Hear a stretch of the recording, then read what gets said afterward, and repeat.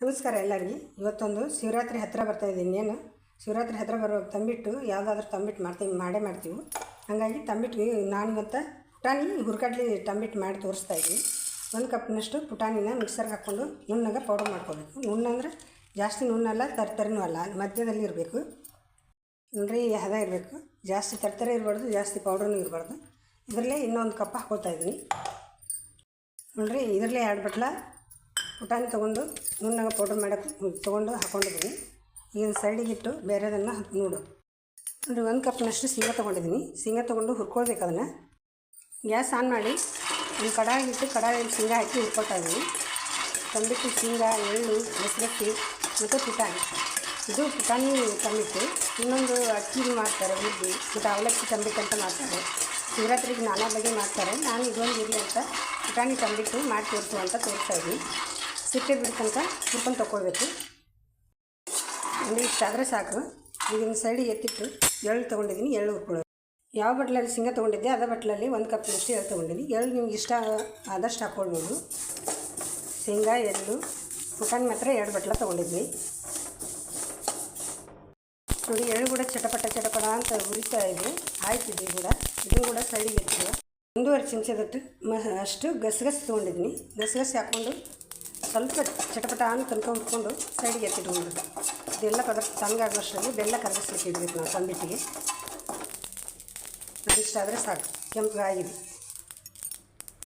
ನೋಡಿ. ಇದು ಎಳ್ಳು, ಗಸಗಸೆ, ಶೇಂಗಾ ಎಲ್ಲ ಸ್ವಲ್ಪ ತಣ್ಣಗಾಗುವಷ್ಟರಲ್ಲಿ ಇಲ್ಲಿ ಯಾವ ಕಪ್ಪಲ್ಲಿ ತೊಗೊಂಡಿದ್ದೀವಿ ಬೆಲ್ಲ, ಇದು ಎಳ್ಳು, ಶೇಂಗಾ, ಹುರ್ಗಡ್ಲಿ, ಅದೇ ಕಪ್ಪದಲ್ಲಿ 2 ಕಪ್ನಷ್ಟು ಬೆಲ್ಲ ತೊಗೊಂಡಿದ್ದೀನಿ. ನಿಮ್ಮ ಸಿಹಿಗೆ ಅನುಗುಣವಾಗಿ ಹಾಕ್ಕೊಳ್ಬೋದು. ನಾನು 2 ಕಪ್ ತೊಗೊಂಡಿದ್ದೀನಿ. ಇದಕ್ಕೊಂದು ಅರ್ಧ ಕಪ್ನಷ್ಟು ನೀರು ಸೇರಿಸಿ ಕುದಿಯೋಕ್ಕಿಡುವ. ನೋಡಿ, ಗ್ಯಾಸ್ ಆನ್ ಮಾಡಿಕೊಂಡು ಪಾತ್ರೆ ಒಲೆ ಮೇಲೆ ಇಟ್ಟಿದ್ದೀನಿ. ಒಂದು ಅರ್ಧ ಕಪ್ನಷ್ಟು ನೀರು ಸೇರಿಸಿ ಇದು ಕರಗಲಿಕ್ಕೆ ಬಿಡುವ. ಪಾಕ ಬರೋದೇನು ಬೇಡ, ಕರಗಿದ್ರೆ ಸಾಕು. ಶೇಂಗಾನ ಸಿಪ್ಪಿ ಬಿಡಿಸಿ ಸ್ವಲ್ಪ ತೆಗೆದಿಟ್ಟು ಸ್ವಲ್ಪ ಮಿಕ್ಸರ್ಗೆ ಹಾಕ್ಕೊಳ್ತಾ ಇದ್ದೀನಿ. ಸ್ವಲ್ಪ ಎತ್ತಿರ್ತಾಯಿದ್ದೀನಿ. ಇದನ್ನು ಹಾಗೆ ತಂಬಿಟ್ಟಿಗೆ ಹಾಕಲಿಕ್ಕೆ ಮಧ್ಯೆ ಮಧ್ಯೆ ಬಾಯಿ ಸಿಕ್ಕಿದ್ರೆ ಚೆನ್ನಾಗಿರ್ತೈತಿ. ಹಾಗಾಗಿ ಸ್ವಲ್ಪ ಎತ್ತಿಟ್ಟು ಸ್ವಲ್ಪ ಹಾಕ್ಕೊಳ್ತಾ ಇದ್ದೀನಿ.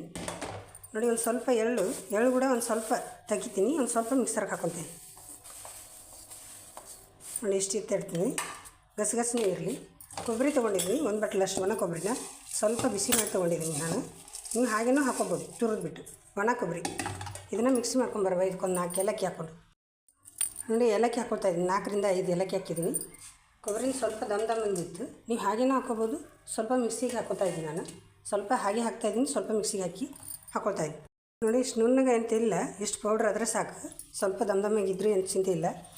ನೋಡಿ, ಇಷ್ಟು ಎಲ್ಲವನ್ನೂ ಹಾಕ್ಕೊಂಡಿದ್ದೀನಿ. ಈಗ ಮಿಕ್ಕಿದಂಥ ಕೊಬ್ಬರಿ ಹಾಕ್ಕೊಳ್ತಾ ಇದ್ದೀನಿ. ಆಗಲೇ ಎತ್ತಿಟ್ಟಿದ್ದೀನಿ. ಯಾವುದು ಗಸಗಸೆ ಹಾಕ್ಕೊಳ್ತಾ ಇದ್ದೀನಿ.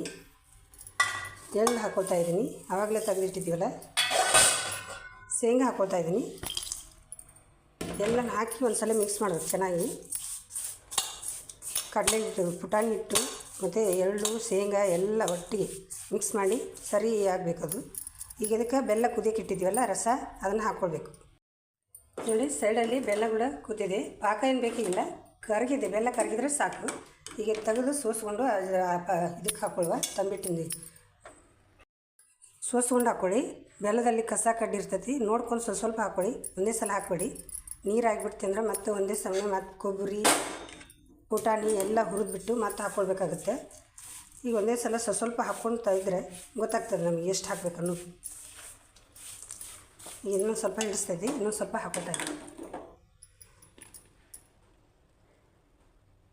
ಎಲ್ಲವನ್ನು ಹಾಕಿದ್ದೀನಿ.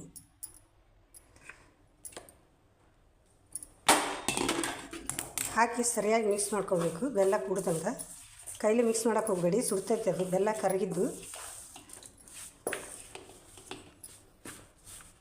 ನೋಡಿ, ಎಲ್ಲ ಹದವಾಗಿ ಒಂದು ಉಡ್ಸ್ಕೊಳ್ಬೇಕು. ನೋಡಿ, ತಂಬಿಟ್ಟಿನ ಹದ ಹೀಗಿರಬೇಕು. ನೀವು ಇನ್ನೂ ಸ್ವಲ್ಪ ಮಿದಬೇಕಂದ್ರೆ ಇನ್ನೊಂದು ಸ್ವಲ್ಪ ನೀರು ಹಾಕಿ ಹಾಕೋಬೋದು, ಬೆಚ್ಚಗೆ ಮಾಡಿ.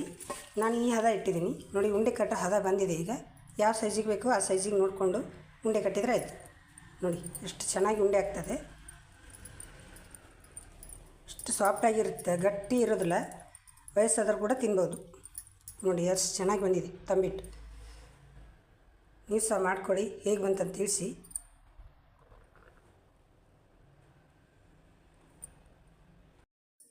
ನೋಡಿ, ಎಲ್ಲ ಮಾಡೋದಾಯಿತು. ಇಷ್ಟೊಂದು ತಂಬಿಟ್ಟಾಗ್ಯಾವ. ಮಸ್ತ್ ಅಂದ್ರೆ ಮಸ್ತ್ ಆಗ್ಯಾವ. ಶಿವರಾತ್ರಿ ನೀವು ಸಹ ಮಾಡ್ಕೊಳ್ಳಿ, ಹೇಗೆ ಬಂತಂತ ತಿಳಿಸಿ. ಸೂಪರಾಗಿ ಬಂದಿದ್ದಾವೆ. ನೀವು ಸಹ ಮಾಡ್ಕೊಳ್ಳಿ. ಹೇಗೆ ಅಂತಂತ ತಿಳಿಸಿ, ಲೈಕ್ ಮಾಡಿ, ಶೇರ್ ಮಾಡಿ, ಕಮೆಂಟ್ ಮಾಡಿ ಹೇಗೆ ಅಂತಂತ ಹೆಚ್ಚು ಸಪೋರ್ಟ್ ಮಾಡಿ. ನೋಡಿ ಮುರಿದ್ಬಿಟ್ಟು ಭಾಗ ಮಾಡಿ ತೋರಿಸ್ತಾ ಇದ್ದೀನಿ. ಎಷ್ಟು ಸಾಫ್ಟಾಗಿ ಬಂದಿದೆ. ಮೇಲಿಟ್ಟರೆ ಹಾಗೆ ಕರಿಗೋಗ್ತಾವೆ, ಅಷ್ಟು ಚೆನ್ನಾಗಾಗಿದೆ. ನೀವು ಸಹ ಮಾಡ್ಕೊಳ್ಳಿ.